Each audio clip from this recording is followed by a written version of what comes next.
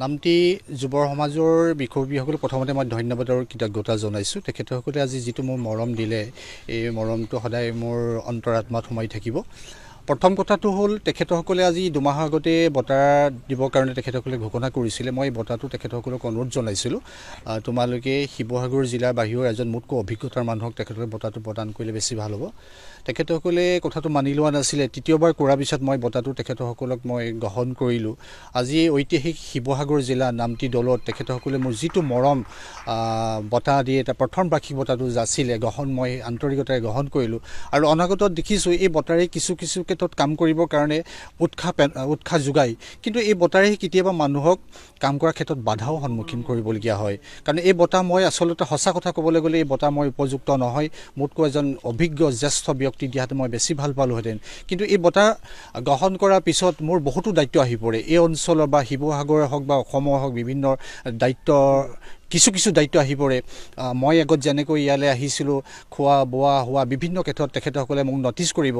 যিহেতু মই তেখেতসকলে প্ৰথমবাৰ নামটি দলৰ, ঐতিহাসিক নামটি দলত যুৱ বঁটাটো দিয়াৰ পিছত যদি ইয়াত সেইমতে যদি কামখিনি সমাজৰ সৈতে যদি কামখিনি আগবঢ়াই নিব নোৱাৰোঁ, কেতিয়া হয়তো তেখেতসকলৰ মনতো দুখ আহিব পাৰে, মোৰো নিজৰ দুখ অনুভৱ আহিব পাৰে। কিন্তু কথাটো হ'ল কি, 2018 চনৰ পৰা অসমৰ বিভিন্ন প্ৰান্তত মোক বঁটা ঘোষণা কৰিছিল, কিন্তু আজিলৈকে মই বঁটা লোৱা নাই অপৰাধ। কিন্তু তথাপিও মই 2020 চনত আৰু 2021 চনত মই 2টা বঁটা গ্ৰহণ কৰিছোঁ। আজি 3য়টি বঁটা গ্ৰহণ কৰিছোঁ।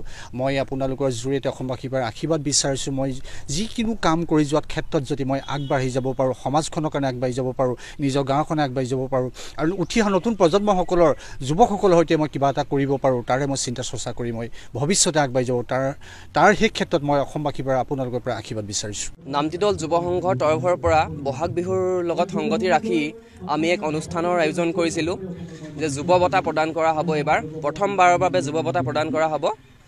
সেই অনুষ্ঠানৰ লগতে সংগতি ৰাখি আমি বিশিষ্ট সমাজকৰ্মী চামগুৰি শ্ৰদ্ধাৰ মহম্মদ মুজিদ আলী ডাঙৰীয়াক আমি নিমন্ত্ৰণ জনাইছিলোঁ। তেখেতক বঁটা দিবৰ বাবে, বঁটা প্ৰদান কৰিবৰ বাবে নিমন্ত্ৰণ জনাইছিলোঁ। তেখেত আহি আমাৰ মাজত উপস্থিত হৈ তেখেতে সেই যুৱ বঁটা গ্ৰহণ কৰে।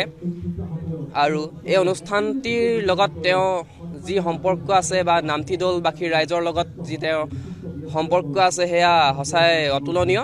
তেওঁক মনত ৰাখিবই লাগিব। ইয়াৰ লগত আমাৰ অনুষ্ঠানৰ লগত সংগতি ৰাখি যি নামটিবাসী ৰাইজৰ সহায় সহযোগিতা তথা স্থানীয় ৰাইজৰ সহায় সহযোগিতা, সেয়াও আমি পাহৰিব নোৱাৰোঁ। তেখেতলোকৰ সহায় সহযোগিতা অবিহনে আমি এই অনুষ্ঠানভাগ সাফল্যমণ্ডিত কৰিব নোৱাৰিলোঁ হয়। আৰু আমাৰ অনুষ্ঠানটোত ইতিমধ্যে নৃত্য গীত হৈ গৈছে। নৃত্য গীত বহুকেইজন কণ ছাত্ৰ ছাত্ৰীয়ে নৃত্য গীত পৰিৱেশন কৰিলে। লগতে বিশিষ্ট ব্যক্তিসকলে দুআষাৰ তেওঁলোকৰ বক্তব্য ৰাখিলে। লগতে এই অনুষ্ঠানৰ লগত সংগতি ৰাখি আমাৰ নামটিবাসী অঞ্চলৰ গৌৰৱ কমৰেড প্ৰফুল্ল গগৈ ডাঙৰীয়াকো আমি ইয়ালৈ নিমন্ত্ৰণ জনাইছিলোঁ। তেখেতো আহি আমাৰ অনুষ্ঠানটি সাফল্যমণ্ডিত কৰি তুলিলে। তেখেতকো আমি সম্বৰ্ধনা জনালোঁ।